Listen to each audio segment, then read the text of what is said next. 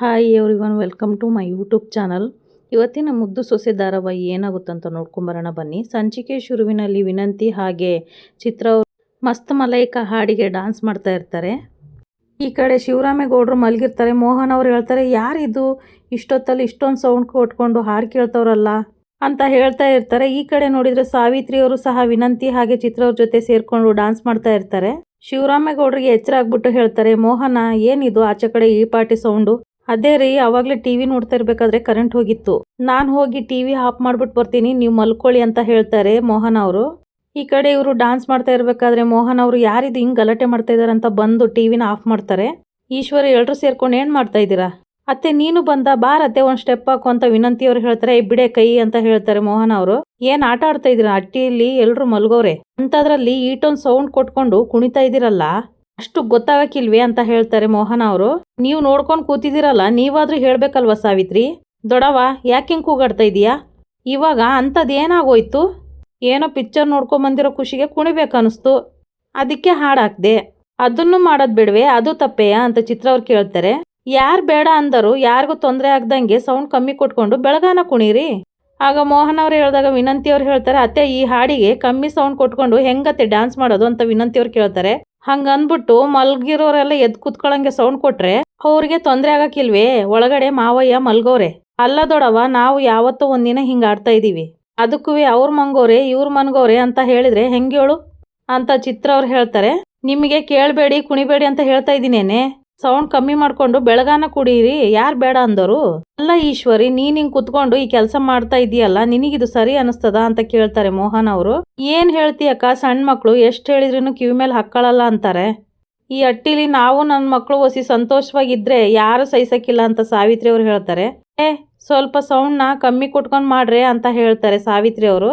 ಸಾಕ ಅದ್ಗೆ, ಇನ್ನಾದ್ರೂ ನೀವು ಬಯಸ್ದಂಗ ಆಯ್ತಲ್ಲ ಅಂತ ಅಂದ್ಬಿಟ್ಟು ಹೋಗಿ ನೆಮ್ಮದಿ ಮಲ್ಕೊಳ್ಳಿ ಅಂತ ಹೇಳ್ತಾರೆ ಸಾವಿತ್ರಿ ಅವರು.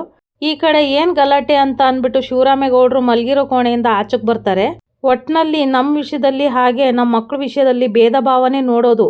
ಹಾಗಂತ ಈಶ್ವರಿ ಅವ್ರು ಹೇಳಿದಾಗ ಮೋಹನ್ ಅವರು ಮನ್ಸೊಳಗೆ ಅಂತ ಅನ್ಕೋತಾರೆ, ಅಂದ್ರೆ ಇವರು ಬೇಕಂತಲೇ ಮಾಡ್ತಾ ಇರೋದು ಅಂತ ಮನ್ಸಲ್ಲಿ ಅನ್ಕೊಂಡು ರಿಮೋಟ್ನ ಅಲ್ಲಿ ಇಟ್ಬಿಟ್ಟು ಹೋಗ್ತಾರೆ. ಶಿವರಾಮೇಗೌಡರು ಆಚೆ ನಿಂತಿರ್ತಾರೆ.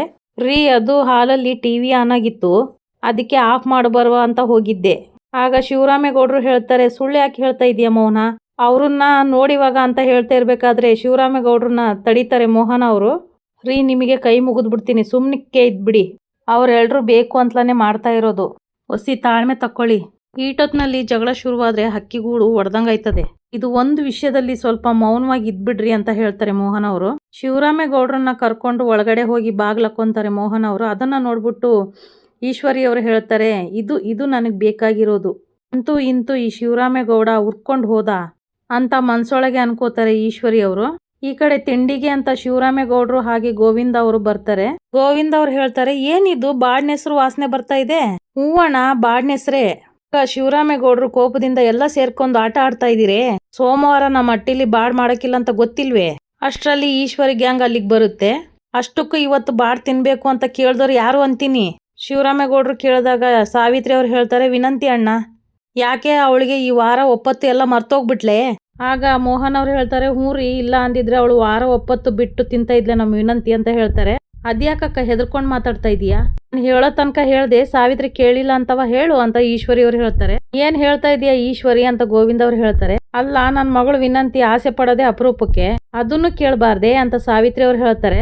ಅದಕ್ಕೂ ಬಾಯಿಗೆ ಬೀಗ ಹಾಕಕ್ಕಾಗ್ತದೆ ಅಂತ ಸಾವಿತ್ರಿ ಅವ್ರು ಕೇಳಿದಾಗ ಶಿವರಾಮೇಗೌಡರಿಗೆ ತುಂಬಾ ಕೋಪ ಬಂದ್ಬಿಟ್ಟು ಹೇಳ್ತಾರೆ, ನೆನ್ನೆಯಿಂದಲೂ ನಿಮ್ಮ ಆಟವ ನಾನು ನೋಡ್ತಾ ಇದ್ದೀನಿ, ಶಾನೆ ಮಿತಿ ಮೀರಿ ನಡ್ಕೋತಾ ಇದ್ದೀರಾ. ನಾನು ಹೋಗ್ಲಿ ಅಂತ ಸುಮ್ಕೆ ಇದ್ರೆ ತಾಳ್ಮೆನ ಪರೀಕ್ಷೆ ಮಾಡ್ತಾ ಇದ್ದೀರಾ. ಯಾರ ಮನೆ ಒಳಗಡೆ ನಿಮ್ ವರ್ಷನ್ ತೋರಿಸ್ತಾ ಇದ್ದೀರಾ? ನೀವೆಲ್ರೂ ನನ್ನ ಋಣದಲ್ಲಿ ಬದುಕ್ತಾ ಇದ್ದೀರಾ, ಇದನ್ ಮರಿಬೇಡಿ ಅಂತ ಶಿವರಾಮೇಗೌಡರು ಹೇಳಿದಾಗ ಈ ಕಡೆ ಈಶ್ವರಿಯವರಿಗೆ ತುಂಬಾ ಕೋಪ ಬರುತ್ತೆ. ಅಪ್ಪನ ಆಸ್ತಿಯಲ್ಲಿ ಅಷ್ಟೇ ನಿಮ್ಮ ಅಧಿಕಾರ ತೋರಿಸ್ಬೇಕು, ನಾನ್ ಸಂಪಾದನೆ ಮಾಡಿರೋ ಆಸ್ತಿಲಲ್ಲ. ಹಂಗಾದ್ರೆ ನಿಮ್ ಪಾಲಲ್ಲಿ ನೀವು ಮೆರಿಬೇಕು ಅಂತ ಇದ್ರೆ ನಮ್ಮಪ್ಪ ಸಂಪಾದನೆ ಮಾಡಿರೋ ಆಸ್ತಿ ಹುಲಿಕೇರಲ್ಲಿದೆ, ಅಲ್ಲೋಗಿ ಮೆರೀರಿ. ಆಗ ಶಿವರಾಮೇಗೌಡರು ಹೇಳಿದಾಗ ಈ ಕಡೆ ಚಿತ್ರ ಅವ್ರ ಮನ್ಸೊಳಗೆ ಅನ್ಕೊಂತಾರ, ಅಯ್ಯಯ್ಯೋ, ಉಸಿರು ಕಟ್ಟೋ ಆ ಮನೆಗೆ ಹೋಗ್ಬೇಕಾ, ಕೆಡ್ತಲ್ಲಪ್ಪ ಕೆಲ್ಸ. ಇದು ನನ್ನ ಶ್ರಮದ ಫಲ, ನನ್ನ ನಿರ್ಧಾರವೇ ಬಲ. ಆದ್ರೆ ಇರ್ಬೋದು, ಇಲ್ಲದೆ ಹೋದ್ರೆ ಗಂಟು ಮೂಟೆ ಕಟ್ಕೊಂಡು ಹೋಗ್ತಾ ಇರ್ಬೋದು ಅಂತ ಹೇಳ್ತಾರೆ ಶಿವರಾಮೇಗೌಡರು. ಆಗ ಸಾವಿತ್ರಿ ಅವರು ಮನ್ಸೊಳಗೆ ಅನ್ಕೊಂತಾರ, ಅಯ್ಯಯ್ಯೋ, ನಾವೇನೋ ಮಾಡೋಕ್ ಹೋದ್ರೆ ನಮ್ಮ ಬುಡಕ್ಕೆ ಬಂತಲ್ಲಪ್ಪ. ಶಿವರಾಮೇಗೌಡರು ಹೇಳ್ತಾರೆ, ನನಗೆ ಮನೆ ರೀತಿ ನೀತಿನೇ ಮುಖ್ಯ. ಮನೆ ಮರ್ತವನಿಗೆ ಮನ್ನಣೆ ಇಲ್ಲ, ಅದನ್ನ ಮೀರ್ದವರಿಗೆ ಮನೆಯಾಗ ಜಾಗ ಇಲ್ಲ. ಆಗ ಈಶ್ವರಿಯವರು ಹೇಳ್ತಾರೆ, ಭಾವ ಕೋಪ ಮಾಡ್ಕೋಬೇಡಿ, ಇವತ್ತು ನಾವು ಬದುಕಿದೀವಿ ಅಂದ್ರೆ ಅದಕ್ಕೆ ಕಾರಣ ನೀವೇ. ಹೇಳ್ಬೇಕು ಅಂದ್ರೆ ಹುಲಿಕೆರೆಯಲ್ಲಿ ಇರೋ ನಮಗೆ ಪಾಲಿಲ್ಲ ಬಿಡಿ ಅಲ್ಲೂ ಸಹ. ಯಾಕೆಂದ್ರೆ ನಮ್ಮ ಪಾಲನೆಲ್ಲ ನಾವೇ ನುಂಗಿ ನೀರು ಕುಡ್ದಿದೀವಿ. ನಾವು ತಿಂತಾ ಇರೋ ಒಂದೊಂದು ಅಗಳನ್ನು ನೀವು ಹಾಕ್ತಾ ಇರೋ ಭಿಕ್ಷೆ. ಹೂವಣ ಕೆಟ್ಟು ತವ್ರಿಗೆ ಬರಬಾರ್ದು ಅನ್ನೋ ಗಾದೆ ಮಾತದೆ. ನಾನು ನನ್ನ ಗಂಡನ್ ಕಳ್ಕೊಂಡು ದಿಕ್ ತೋಚದೆ, ಕೆರೆನೋ ಬಾವಿನೋ ನೋಡ್ಕೋಬೇಕು ಅಂತ ಇದ್ದಾಗ ನೀನ್ ನನ್ನನ್ನ ಕರ್ಕೊಂಬಂದು ಆಶ್ರಯ ಕೊಟ್ಟೆ. ನಿನ್ ಋಣ ನನ್ನ ಜನ್ಮ ಇರಕಂಟ ಮರೆಯಕ್ಕಿಲ್ಲ ಅಣ್ಣ ಅಂತ ಹೇಳ್ತಾರೆ ಸಾವಿತ್ರಿ ಅವರು. ನಮ್ಮ ಚರ್ಮ ಸುಲ್ದು ನಿನ್ ಚಪ್ಲಿ ಮಾಡ್ಕೊಂಡ್ರು ಋಣ ತೀರ್ಸಕ್ಕಾಗಕ್ಕಿಲ್ಲ ಅಂತ ನನಗೆ ಸಂದಾಗ ಗೊತ್ತು ಅಂತ ಸಾವಿತ್ರಿ ಅವ್ರು ಹೇಳ್ತಾರೆ. ಅದು ಮಾತಲ್ಲಿರ್ಬೇಕು, ಬದುಕಿ ತೋರ್ಸೋ ರೀತಿಲಿರ್ಬೇಕು. ಆಟೆಲ್ಲ ಗೊತ್ತಿದ್ರುನು ಅಣ್ಣಗೆ ಇಷ್ಟ ಇಲ್ದೇ ಇರೋ ಕೆಲಸ ಯಾಕೆ ಮಾಡ್ತಾ ಇದ್ದೀರಿ ಅಂತ ಗೋವಿಂದ ಅವ್ರು ಕೇಳ್ತಾರೆ. ಇಷ್ಟು ವರ್ಷ ಈ ಮನೆ ಹೆಂಗಿತ್ತೋ ಹಂಗೆ ಇರ್ಬೇಕು ಅನ್ನೋ ಉದ್ದೇಶಕ್ಕೆ ಅಂತ ಈಶ್ವರಿ ಅವ್ರು ಹೇಳ್ತಾರೆ. ಹೌದು, ನಮ್ಮ ಅಣ್ಣ ಯಾರ ಮುಂದೆನೂ ತಲೆ ಬಗ್ಗಿಸ್ಬಾರ್ದು. ಇಲ್ಲಿ ಗಂಟ ಅವನು ಹೆಂಗೆ ರಾಜನಂಗೆ ತಲೆ ಎತ್ಕೊಂಡು ಓಡಾಡ್ತಿದ್ನೋ ಮುಂದೆನೂ ಹಂಗೆ ಇರ್ಬೇಕು ಅನ್ನೋ ಕಾರಣಕ್ಕೆ ಅಂತ ಸಾವಿತ್ರಿ ಅವ್ರು ಹೇಳ್ತಾರೆ. ನ್ಯಾಯ ನೀತಿ ಸತ್ಯ ಧರ್ಮ ಅಂದ್ರೆ ನಮ್ ದೊಡ್ಡಪ್ಪ ಅಂತ ನಮ್ಗೆಲ್ಲ ಗೊತ್ತು ಅಂತ ಚಿತ್ರ ಅವ್ರು ಹೇಳಿದಾಗ ಸಾವಿತ್ರಿ ಅವ್ರು ಹೇಳ್ತಾರೆ, ಅಂತ ನಮ್ಮ ಅಣ್ಣನ್ನ ತಪ್ಪನ್ ನೋಡ್ಕೊಂಡು ಸುಮ್ನೆ ಇದ್ಬಿಟ್ರೆ ಮುಂದಕ್ಕೆ ನಮ್ಮ ಮಕ್ಳೇ ಪ್ರಶ್ನೆ ಮಾಡ್ತಾರೆ, ಆಗ್ಬಾರ್ದು ಅಂತಾವ ಅಷ್ಟೇ ಅಂತ ಹೇಳ್ತಾರೆ ಸಾವಿತ್ರಿ ಅವರು. ಈ ವಿಷಯ ಆಚೆಗೋದ್ರೆ ನೀವು ಬೇರೆಯವ್ರ ಮುಂದ್ಗುಟ್ಟೆ ತಲೆ ತಗ್ಸಿ ನಿಂತ್ಕೋಬೇಕಾಗುತ್ತೆ. ಅದನ್ನ ನಮ್ ಕೈಯಲ್ಲಿ ನೋಡಕ್ ಆಯ್ತದ ಹೇಳಿ ಅಂತ ಸಾವಿತ್ರಿ ಅವ್ರು ಹೇಳ್ತಾರೆ. ಈಗ್ಲೂ ನಾವೆಲ್ಲ ಮಾಡಿದ್ರೆ ತಪ್ಪು ಅಂತ ಅನ್ಸಿದ್ರೆ ಹೇಳ್ಬಿಡು, ಈಗ್ಲೂ ಗಂಟು ಮೂಟೆ ಕಟ್ಕೊಂಡು ಅಪ್ಪ ಕಟ್ಸಿರೋ ಹಟ್ಟಿಗೆ ಹೊಂಟೋಯ್ತೀವಿ ಅಂತ ಸಾವಿತ್ರಿ ಅವ್ರು ಹೇಳ್ತಾರೆ. ಸರಿ, ಇವಾಗ ನನ್ನಿಂದ ಏನಾಗ್ಬೇಕು ಹೇಳಿ ಅಂತ ಶಿವರಾಮೇಗೌಡರು ಅವ್ರನ್ನ ಕೇಳ್ತಾರೆ. ಇಲ್ಲಿ ಗಂಟ ಈ ಮನೆಯಲ್ಲಿ ಎಲ್ಲ ಮನ್ಸುಗಳು ನಿನ್ನ ಮಾರ್ಗದರ್ಶನದಲ್ಲಿ ನಡೀತಾ ಇದ್ವೋ ಎಲ್ಲ ಹಂಗೆ ಬದುಕ್ಬೇಕು ಅಂತ ಸಾವಿತ್ರಿ ಅವ್ರು ಹೇಳ್ತಾರೆ. ಎಲ್ಲಾನು ಮೊದ್ಲಿನಂಗೆ ಹಾಕ್ಬೇಕು. ಈಗ ನಾನು ಏನ್ ಮಾಡ್ಬೇಕು ಆ ಮೊದ್ಲು ಅದನ್ನ ಹೇಳಿ ಅಂತ ಶಿವರಾಮೇಗೌಡರು ಹೇಳ್ತಾರೆ. ನಮ್ಮ ಮಟ್ಟಿನಲ್ಲಿ ವಯಸ್ಸಿಗೆ ಬಂದಿರೋ ಹೆಣ್ಮಕ್ಳು ಓದಕ್ ಹೋಗ್ಬಾರ್ದು ಅಂತ ನೀವೇ ನಿಯಮ ಮಾಡಿದಿರಿ. ಈಗ ಇವಳು ಆ ನಿಯಮನ ಗಾಳಿಗೆ ತೂರಿ ತಪ್ಪು ಮಾಡಿದ್ರುವೆ ಡಾಕ್ಟ್ರು ಓದಿಸ್ತೀನಿ ಅಂತ ಹೇಳಿದಿರಲ್ಲ ಬಾವ, ಮಾಡಿರೋ ನಿಯಮನ ನೀವೇ ಪಾಲಿಸಿಲ್ಲ ಅಂದ್ರೆ ಹೀಗೆ ಏನಂತ ಉತ್ತರ ಕೊಡೋದು ಬಾವ ಅಂತ ಕೇಳ್ತಾರೆ ಈಶ್ವರಿ ಅವರು. ನಾವ್ ಯಾರುವೆ ನೀವು ಹಾಕಿರೋ ಗೆರೆನ ನಾವ್ ದಾಟಿಲ್ಲ, ಮನೆ ನಿಯಮನ ಮುರ್ದಿಲ್ಲ ಅಂತ ವಿನಂತಿ ಅವ್ರು ಹೇಳ್ತಾರೆ. ಇವಳು ನಿಮ್ ಮಾತನ್ನ ಮೀರಿ ಪರೀಕ್ಷೆ ಬರ್ದು ಒಳ್ಳೆ ಅಂಕ ತಗೊಂಡಾಳೆ ಅಂತ ಅವಳ ಆಸೆ ಕನ್ಸೆಲ್ಲ ಈಡೇರ್ಸ್ಬಿಟ್ರೆ ಅವೆಲ್ಲ ಏನ್ ಪಾಪ ಮಾಡಿದ್ವಿ ದೊಡ್ಡಪ್ಪ ಅಂತ ಕೇಳ್ತಾರೆ ಚಿತ್ರ ಅವರು. ಹಟ್ಟಿ ಮುಂದ್ಗುಟ್ಟೆ 4 ಪೇಪರ್ನವರು ಟಿವಿಯವ್ರು ಬಂದು ಮೈಕ್ ಹಿಡ್ದಾಗ ಅವಳು ಓದೋದ್ ಬೇಡ ಅಂತ ಹೇಳಕ್ಕಾದದೆ? ಆಮೇಲೆ ಇಡೀ ರಾಜ್ಯದ ತುಂಬಾ ಬಗ್ಗೆ ಎಂತ ಸುದ್ದಿ ಹಬ್ತದೆ ಅಂತ ನಿಮ್ಗೇನಾದ್ರೂ ಗೊತ್ತೇ? ನಾನು ಆ ಮಾತನ್ನ ಹೇಳಿದ್ದು ಆ ಕ್ಷಣಕ್ಕೆ ಹೊರ್ತು ನಾನು ಆ ಮಾತನ್ನ ನಡ್ಸ್ಕೊಡಕ್ಕಿಲ್ಲ ಅಂತ ಶಿವರಾಮೇಗೌಡರು ಹೇಳ್ತಾರೆ. ಈ ಕಡೆ ನೋಡ್ರಿ ವಿದ್ಯೆಯವ್ರಿಗೆ ಶಾಕ್ ಆಗೋಗುತ್ತೆ. ಈಶ್ವರಿ ಗ್ಯಾಂಗ್ ಅಂತೂ ತುಂಬಾ ಖುಷಿ ಪಡುತ್ತೆ. ವಿದ್ಯಾನಿಗೆ ಡಾಕ್ಟರ್ ಓದ್ಸಲ್ಲ ಅಂದಾಗ ಉಪ್ಪು ತಿಂದವರು ನೀರ್ ಕುಡಿಬೇಕು, ತೆಪ್ಪು ಮಾಡಿದವರು ಶಿಕ್ಷೆ ಅನುಭವಿಸ್ಬೇಕು ಅನ್ನೋದನ್ನ ನೀವು ಇವತ್ತು ನಿರೂಪಿಸಿದ್ದೀರ ಬಾವ. ಹೂವಣ್ಣ ಅವಳ ತಪ್ಪನ್ನೆಲ್ಲ ಕ್ಷಮಿಸಿ ತಿರ್ಗಾ ಹಟ್ಟಿಗೆ ವಾಪಸ್ ಕರ್ಕೊಂಡ್ಮೇಲೆ ಮತ್ತೆ ತಪ್ಪು ಮಾಡಿದ್ರೆ ಅವಳಿಗೆ ಶಿಕ್ಷೆ ಆಗ್ಲೇಬೇಕು ಅಂತ ಸಾವಿತ್ರಿ ಅವ್ರು ಹೇಳ್ತಾರೆ. ಅಣ್ಣ ಈಗ ಏನ್ ಮಾಡ್ಬೇಕು ಅಂತ ಗೋವಿಂದ ಅವ್ರು ಹೇಳ್ತಾರೆ. ನಮ್ ಸುಭಾಷ ತಪ್ಪು ಮಾಡಿದ್ಕೆ ಬಾವ ಎಂತ ಶಿಕ್ಷೆ ಕೊಟ್ರು ಅಲ್ವೇ, ಅಂತ ಶಿಕ್ಷೆನೆ ಇವಳಿಗೂ ಆಗ್ಬೇಕು ಅಂತ ಈಶ್ವರಿ ಅವ್ರು ಹೇಳ್ತಾರೆ. ಆಗ ಭದ್ರ ಅಜ್ಜಿ ಹೇಳ್ತಾರೆ, ಲೇ ಈಶ್ವರಿ ಸಾವಿತ್ರಿ, ಆ ಬಸ್ರಿ ಹುಡುಗಿ ಮೇಲೆ ಯಾಕೆ ಹಿಂಗೆ ಹಾಗೆ ಸಾಧಿಸ್ತಾ ಇದ್ದೀರಾ? ನೀವು ಕೂಡ ಹೆಣ್ಣು ಅನ್ನೋದನ್ನ ಮರಿಬೇಡಿ. ಈಗ ವಿದ್ಯಾನಿಗೆ ಓದಕ್ ಕಳ್ಸಕ್ಕಿಲ್ಲ ಅಂತ ಹೇಳೋರಲ್ವೇ, ವಿಷಯನ ಇಲ್ಲಿಗೆ ಬಿಟ್ಬಿಡಿ ಅಂತ ಮೋಹನ್ ಅವ್ರು ಹೇಳ್ತಾರೆ. ಅದಕ್ಕೆ ನೀ ಸುಮ್ಕೆ ಇರು, ನಮ್ಮ ಅಟ್ಟಿ ಮೊದ್ಲು ನಂಗೆ ಹಾಕ್ಬೇಕು ಅಂದ್ರೆ ಅಣ್ಣ ನೀನು ಸರಿಯಾದ ನಿರ್ಧಾರನೇ ತಗೋಬೇಕು ಅಂತ ಹೇಳ್ತಾರೆ ಸಾವಿತ್ರಿ ಅವರು. ತಪ್ಪು ಮಾಡಿದವ್ರಿಗೆ ಶಿಕ್ಷೆ ಆಗ್ಲೇಬೇಕು, ಈಗ ನೀನ್ ಮಾತಾಡ್ಲೇಬೇಕು ಅಂತ ಹೇಳ್ತಾರೆ ಸಾವಿತ್ರಿ ಅವರು. ತಪ್ಪು ಯಾರು ಮಾಡಿದ್ರು ತಪ್ಪೇಯ, ನ್ಯಾಯ ಅಂತ ಬಂದ್ರೆ ಎಲ್ರಿಗೂ ಒಂದೇಯ. ಆದ್ರೆ ಆ ಹೆಣ್ಮಗ ಅಂತ ಶಿವರಾಮೇಗೌಡರು ಹೇಳ್ತಾ ಇರ್ಬೇಕಾದ್ರೆ ವಿದ್ಯವ್ರು ಹೇಳ್ತಾರೆ, ತಪ್ಪು ಮಾಡಿರೋದು ನಾನು, ಶಿಕ್ಷೆನೂ ನಾನೇ ಅನುಭವಿಸ್ತೀನಿ. ತಪ್ಪಿಗೆ ಒಲವು ತೋರಿದ್ರೆ ನ್ಯಾಯನೇ ಕುಸಿದದಂತೆ. ಇಲ್ಲಿ ನೀವು ನನ್ನನ್ನ ಕ್ಷಮಿಸಿದ್ರೆ ನಿಮ್ಮ ವ್ಯಕ್ತಿತ್ವಕ್ಕೆ ಧಕ್ಕೆ ಬರ್ತದೆ. ಅದಕ್ಕೆ ನೀವು ಅವಕಾಶ ಮಾಡ್ಕೊಡ್ಬೇಡಿ ಮಾವಯ್ಯ. ನೀವೇನು ಚಿಂತೆ ಮಾಡಬೇಡಿ, ಮೊದ್ಲು ನಾವ್ ಯಾವ ಜಾಗದಲ್ಲಿ ಇದ್ನೋ ಅದೇ ಜಾಗಕ್ಕೆ ನನ್ನ ಲಗೇಜ್ ಅನ್ನ ತಗೊಂಡು ಹೋಗ್ತೀನಿ. ಈ ಕಡೆ ಸಾವಿತ್ರಿ ಅವರು ಹಾಗೆ ಈಶ್ವರಿ ಅವರು ಒಳೊಳಗೆ ಖುಷಿ ಪಡ್ತಾ ಇರ್ತಾರೆ. ವಿದ್ಯೆಯವರು ಆ ಮಾತನ್ನ ಹೇಳಿ ಅಲ್ಲಿಂದ ಹೊರಟ್ಬಿಡ್ತಾರೆ. ಈ ಕಡೆ ವಿದ್ಯೆಯವರು ಲಗೇಜ್ ಪ್ಯಾಕ್ ಮಾಡಿ ಹೊರಡ್ತಾ ಇರ್ಬೇಕಾದ್ರೆ ಭದ್ರ ಅವ್ರು ಬಂದ್ಬಿಟ್ಟು ಹೇಳ್ತಾರೆ, ನಿನಗೆ ತಾಳ್ಮೆ ಅನ್ನೋದಿಲ್ವೇ? ಎಲ್ಲ ವಿಚಾರದಲ್ಲೂ ಈ ತರ ದುಡುಕಿ ನಿರ್ಧಾರ ತಗೋಬೇಕೆ? ಆಗ ವಿದ್ಯೆಯವ್ರು ಹೇಳ್ತಾರೆ, ಗೌಡ್ರೆ ಅಂತದ್ ಏನ್ ಮಾಡ್ದೆ ನಾನು ಇವಾಗ? ಮಾಡೋದೆಲ್ಲ ಮಾಡ್ಬಿಟ್ಟು ಈಗ ನಾನು ಏನ್ ಮಾಡ್ದೆ ಅಂತ ನಂತವನ್ನೇ ಕೇಳ್ತಾ ಇದೀಯಾ? ಅಲ್ಲಿ ಅಪ್ಪಯ್ಯ ಅಳ್ದೋ ತೂಗೋ ಏನೋ ಒಂದ್ ತೀರ್ಮಾನ ಕೊಟ್ಟಿರೋರು ಬಿಟ್ಬಿಟ್ಟು ನೀನಾಗ್ ನೀನ್ ಬಂದು ಅಟ್ಟಿ ಬಿಟ್ಟೋಯ್ತೀನಂತ ಅಂದೆ, ಸುಮ್ಕೆ ಇರಕ್ ಆಗ್ತಾ ಇರ್ಲಿಲ್ವೇ? ವಿದ್ಯೆಯವ್ರಿಗೆ ಭದ್ರವ್ರ ಮಾತನ್ನ ಕೇಳ್ಬಿಟ್ಟು ತುಂಬಾ ಖುಷಿಯಾಗೋಗುತ್ತೆ.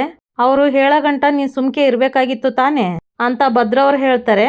ಗೌಡ್ರೆ ಮಾವಯ್ಯ ಏನಾದರೂ ಅಳ್ದು ತೂಗಿ ಮಾತಾಡಿ ನೀನು ಅಟ್ಟಿಯಿಂದ ಆಚೆಗೆ ಹೋಗ್ಬೇಡ ಅಂತ ಹೇಳಿದ್ರೆ ಅಟ್ಟಿಲಿ ಏನಾಯ್ತು ಇತ್ತು ಅಂತ ಒಂದ್ ಕಿತ್ತ ಯೋಚನೆ ಮಾಡಿದೀರಾ ನೀವು? ಹಂಗೆ ಅಟ್ಟಿಯವ್ರ ಮಾತಿಗೆ ಬೆಲೆ ಕೊಟ್ಟು ಮಾವಯ್ಯ ನನ್ನ ಅಟ್ಟಿಯಿಂದ ಈಚೆಗೆ ಹೋಗು ಅಂತ ಹೇಳಿದ್ರು ಅಂತ ಇಟ್ಕೊಳ್ಳಿ. ಅದರಿಂದ ಮಾವಯ್ಯ ನೆಮ್ಮದಿಯಾಗಿ ಇರ್ತಿದ್ರು ಅಂತ ಅನ್ಕೊಂಡಿದ್ದೀರಾ? ಖಂಡಿತವಾಗ್ಲೂ ಇಲ್ಲ. ಅದಕ್ಕೆ ಅವಕಾಶ ಕೊಡಬಾರ್ದು ಅಂತ ನಾನೇ ಮುಂದೆ ಬಂದೆ ಅಂತ ಹೇಳ್ತಾರೆ ವಿದ್ಯೆಯವರು. ನನ್ನಿಂದಾಗಿ ಹಟ್ಟಿಯವ್ರ ನೆಮ್ಮದಿ ಹಾಳಾಗಬಾರ್ದು. ನಮ್ಮ ಅಟ್ಟಿ ಮೊದಲೇ ಹೆಂಗಿತ್ತೋ ಹಂಗೆ ಇರಬೇಕು. ಮಾವಯ್ಯನ ಮುಂದೆ ನಿಂತು ನೀವು ತಪ್ಪು ಮಾಡಿದೀರಾ ಅಂತ ಯಾರು ಹೇಳಬಾರ್ದು ಅನ್ನೋ ಕಾರಣಕ್ಕೆ ನಾನು ಈ ನಿರ್ಧಾರ ತಗೊಂಡಿದ್ದೀನಿ. ನನಗೆ ಆ ಸಡ್ಡಲ್ಲಿ ಇರೋದಕ್ಕೆ ಏನು ಕಷ್ಟ ಇಲ್ಲ. ನಾನು ನೆಮ್ಮದಿಯಾಗಿ ಇರ್ತೀನಿ ಬಿಡಿ ಗೌಡ್ರೆ ಅಂತ ಹೇಳ್ತಾರೆ ವಿದ್ಯೆಯವರು. ವಿದ್ಯೆಯವ್ರು ಹೋಗ್ತಾ ಇರ್ಬೇಕಾದ್ರೆ ಭದ್ರವ್ರು ವಿದ್ಯಾ ಅಂತ ಕೂಗ್ದಾಗ ಹೇಳಿ ಗೌಡ್ರೆ ಅಂತ ವಿದ್ಯೆಯವ್ರು ಹೇಳ್ತಾರೆ, ನೀನು ಯಾವುದಕ್ಕೂ ಚಿಂತೆ ಮಾಡಬೇಡ. ನಿನಗೆ ಎಂಥದ್ದು ಕಷ್ಟ ಬಂದ್ರುವೆ ಅದು ಎಂಥ ಸಮಯ ಸಂದರ್ಭ ಆಗಿದ್ರುವೆ ಒಂದ್ಸತಿ ನೆನ್ಪು ಮಾಡ್ಕೊ, ನಾನು ನಿನ್ನ ಪಕ್ಕದಲ್ಲಿ ಇರ್ತೀನಿ ಅಂತ ಹೇಳ್ತಾರೆ ಭದ್ರ ಅವರು. ಸಾಕು ಗೌಡ್ರೆ, ನಾನು ಖುಷಿಯಾಗಿರೋದಕ್ಕೆ ಇದು ಒಂದು ಮಾತು ಸಾಕು. ನಾನು ಎಲ್ಲೇ ಇದ್ರೂ ಖುಷಿಯಾಗಿರ್ತೀನಿ ಅಂತ ಹೇಳ್ತಾರೆ ವಿದ್ಯೆಯವರು. ವಿದ್ಯೆಯವರು ಬ್ಯಾಗ್ನ ತಗೊಂಡು ಆಚೆಗೆ ಬರಬೇಕಾದ್ರೆ ಚಿಟಿಕೆ ಹೊಡೆದು ಈಶ್ವರಿಯವ್ರು ಕೂಗ್ತಾರೆ, ಏನು ಡಾಕ್ಟ್ರು ವಿದ್ಯಾ ಭದ್ರಗೌಡ್ರೆ, ಬ್ಯಾಗ್ ತಗೊಂಡು ಶೆಡ್ಡಿಗೆ ಅಡ್ಮಿಷನ್ ಆಗಕ್ಕೆ ಹೋಯ್ತಾ ಇದ್ದೀರಿ ಅಂತ ಕೇಳ್ತಾರೆ ಈಶ್ವರಿಯವರು. ಆ ಆಸೆ ಎಲ್ಲ ಅವಾಗಲೇ ಹೊಂಟೋಗಿರ್ಬೇಕು ಕಣವ ಅಂತ ಹೇಳ್ತಾರೆ ಚಿತ್ರ ಅವರು. ಹೋಗ್ದನೆಯ ಅದ್ ಹೆಂಗ್ ಇರಕ್ಕೆ ಬಿಟ್ಬಿಟ್ಟೆವು ಅಂತ ಸಾವಿತ್ರಿ ಅವ್ರು ಹೇಳ್ತಾರೆ. ನಮ್ಮ ಮಟ್ಟಿಲಿ ನಿಮ್ಗೆಲ್ರಿಗೂ ಸಿಗದೆ ಇರೋ ಅವಕಾಶ ಇವಳಿ ಸಿಕ್ಕಿದೆ ಅಂತೀನಿ. ಅದೆಲ್ಲೋ ಇದ್ದೋಳು ಬಂದು ಇಷ್ಟ ಬಂದಂಗೆ ಮಾಡ್ತೀನಿ ಅಂದ್ರೆ ಕೈ ಕಟ್ಕೊಂಡು ನೋಡಕ್ಕಾಯ್ತದ ಅಂತ ಹೇಳ್ತಾರೆ ಸಾವಿತ್ರಿ ಅವರು. ಲೇ, ಆ ಶನಿ ದೃಷ್ಟಿ ಬಿದ್ರೆ ತಪ್ಪಿಸ್ಕೋಬಹುದು, ಆದ್ರೆ ನಮ್ಗಳ ದೃಷ್ಟಿ ನಿನ್ ಮ್ಯಾಕ್ ಬಿದ್ರೆ ತಪ್ಪಿಸ್ಕೊಳ್ಳಕ್ಕೆ ಸಾಧ್ಯವೇ ಇಲ್ಲ ಅಂತ ಇವತ್ತು ನಿನಗೆ ಅರ್ಥ ಆಗಿದೆ ಅಲ್ವಾ ಅಂತ ಕೇಳ್ತಾರೆ ಈಶ್ವರಿ ಅವರು.